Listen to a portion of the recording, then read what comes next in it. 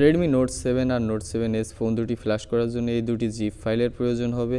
দুটি জিপ ফাইলের লিঙ্ক আমি ডিসক্রিপশন বক্সে দিয়ে দিব। জিপ ফাইল দুটি এক্সট্রেক্ট করে নিতে হবে, আমি আগে এক্সট্রেক্ট করে নিয়েছি।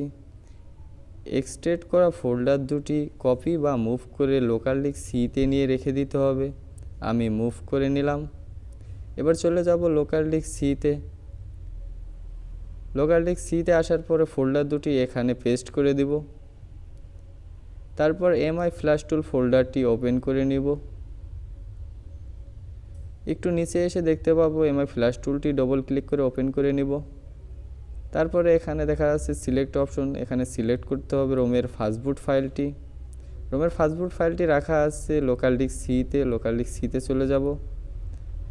এখানে রোমের ফাস্টবুট ফাইলটি সিলেক্ট করে দিতে হবে। তারপরে এখানে সিলেক্ট করা হয়ে গেলে ওকে দিতে হবে।